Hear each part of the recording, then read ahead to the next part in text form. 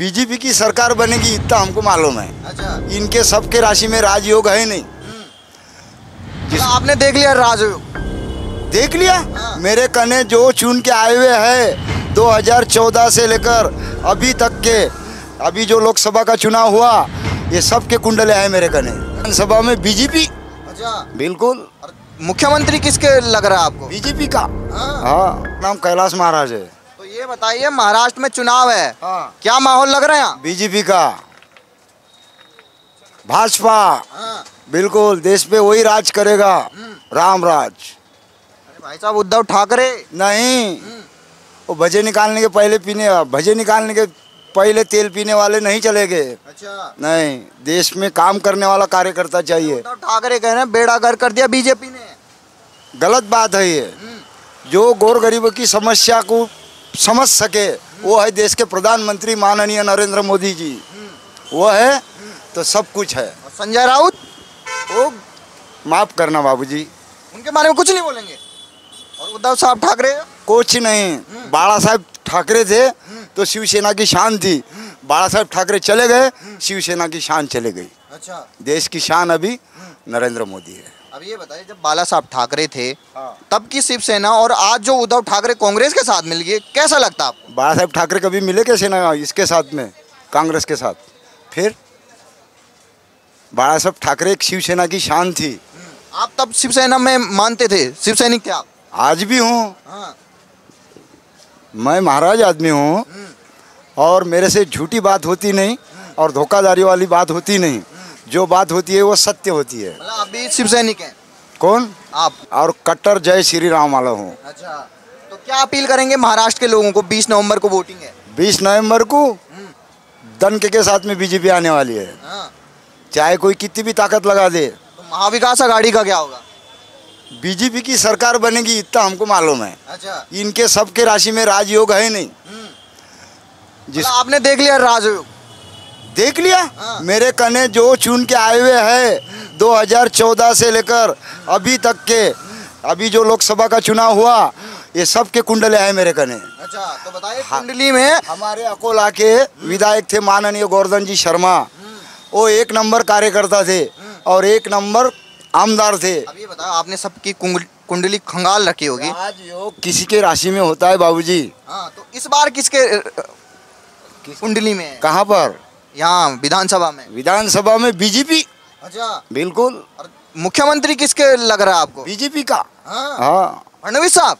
फडणवीस साहब नहीं, एकनाथ शिंदे। अच्छा, सरकार उनकी ज बनेगी चाहे कोई कितनी भी ताकत लगाए। तो कितनी सीटें आएंगी इस बार? किसकी? बीजेपी महायुति की? महायुति की। अब महायुति की सीटें तो बहुत कुछ आ सकती है। अच्छा, मतलब बहुमत से पार? हाँ, सरकार तो उन्हीं की बनेगी बाबूजी। शरद पवार तो कह रहे हैं हमारी सरकार आएगी। कौन? शरद पवार। शक्कर खा लिया, गरीबों का खून खा लिया। अब क्या बोल के हम कैमरे में आके लोग बोलेंगे कि कुछ भी बोल रहे हैं बाबा। कार्यकर्ता ऐसा चुनो कि जो गौर गरीबों की समस्या को सुन सके, गरीबों के कार्य हो सके। 2 साल से यहाँ बीजेपी की सरकार है, काम कैसा कर रही है? अच्छा कर रही है, दिख रहा है काम। इतनी सुधारना हो रही है। वो तो कह रहे हैं महंगाई बढ़ा दी मोदी जी ने। कौन सी? ये सब गलत बात है। अरे वो मोदी जी ने इनका तेल पीना ही बंद कर दिया। अच्छा। ये भजे निकालने के पहले तेल पीते थे। हाँ। अब उन्होंने तेल पीना ही बंद कर दिया। स्वाहा, ऐसा काम है मोदी जी का। अच्छा, तो 20 तारीख को भी इनका स्वाहा? बीजेपी की सरकार बनेगी चाहे कोई कितनी भी ताकत लगाए, कितनी भी जोर लगाए। तो जो शिवसैनिक हैं महाराष्ट्र में, उनसे क्या अपील करेंगे? किसके साथ जाएं शिवसैनिक? देखो, कार्यकर्ता ऐसा चुनो, कोई पार्टी नहीं, कोई पक्ष नहीं, कोई नेता नहीं, कोई पुडारी नहीं, जो गरीबों की समस्या को हल कर सके, देश के लिए, समाज के लिए और समाज के बहु बेटियों के लिए, जो समाज की बहु बेटियों का रक्षण कर सके, ऐसा कार्यकर्ता चुनो। नाम क्या आपका? शरद गोस्वामी। अब ये बताइए, क्या लग रहा है आपके विधानसभा का चुनाव होने वाला, 20 तारीख को वोट हो जाएगा नवंबर में, क्या लग रहा है किसकी सरकार आनी चाहिए? आएंगी तो बीजेपी की सरकार ही आएंगी। अच्छा। ऐसा लग रहा है हमको। क्यों आनी चाहिए? काम किया 2 साल में यहाँ पर शिंदे सरकार ने? शिंदे सरकार ने तो काफ़ी काम किया है, ऐसा नहीं कि नहीं काम किया है। जो शेतकरी है उनके भी काम किया है। जो खाली उन्होंने एक ही काम नहीं किया है, जो मजदूर है उनके रेट वही के वही है। अच्छा, वो बढ़ाने चाहिए। वो बढ़ाना चाहिए जो ये लाड़की बहना योजना चल रही है 1500 वाली, उससे खुश हैं? उससे तो काफ़ी महिला खुश है, लेकिन कैसा है वो जो दे रहे हैं वही रिटर्न भी कर रहे हैं अपन, यानी कि इधर उधर टैक्स वैक्स ये वो जोड़ जोड़ के, नहीं कि महंगाई के हिसाब से। अच्छा, वैसे विकास हो रहा है यहाँ? विकास तो काफ़ी हो रहा है, वैसे कुछ बता नहीं सकते, काफ़ी विकास हो रहा है। जो दूसरी तरफ महाविकास आघाड़ी है उसका क्या होगा फिर? महाविकास आघाड़ी का देखेंगे अगली बार क्या होता क्या नहीं। अच्छा, इस बार नहीं देखेंगे? नहीं। तो क्या लग रहा है यहाँ पे किसकी सरकार बन रही है महाराष्ट्र में? महाराष्ट्र में कैसा है, ये जिस प्रकार से जो चल रहा था अभी पिछली बार में कि लोकतंत्र नाम की कोई चीज़ ही नहीं रही है। हम लोग जिसको चुन के दे रहे वो पैसे में बिक के जा रहा है। किसकी बात कर रहे हैं आप? नहीं, जो भी है कैसे हम लोग पर्सनली किसी को नाम लेके तो नहीं बोल सकते। मैंने आपको चुन के दिया, 5-50 करोड़ में आप चले गए। पिछली बार बीजेपी और शिवसेना को बनाया था। ये जो चीज़ें हैं ना, कैसे किसी का मत है या किसी का जो ये है, तो हम लोग उसका सम्मान करना चाहिए। सम्मान करना चाहिए। पैसे से बिकने वाला तो मतलब हर कोई है ना। और उद्धव साहब ठाकरे बीजेपी को छोड़ के कांग्रेस के साथ चले गए, सही किया या गलत किया? बात वो नहीं है, बात ये है कि कैसे वो सिचुएशन वैसी क्रिएट हुई। ठीक है, हम लोग क्या चाह रहे हैं कि किसी एक पक्ष की सरकार बने, मतलब एक ही पार्टी की। एक ही पार्टी की। ये गठबंधन जोड़ो, इसका खरीदो उसका बेचो, ये मतलब क्या चीज़ है? अच्छा, ठीक है, या बीजेपी ही बन जाए या फिर कांग्रेस बन जाए, हम लोग किसी के पक्ष में नहीं है। बात ये है कि ये तोड़ जोड़ की जो चीज़ें हैं ये नहीं होना चाहिए। अच्छा, ठीक ठीक। नाम क्या भाई साहब? रामनगीना साहनी। किसकी सरकार चाहिए आपको?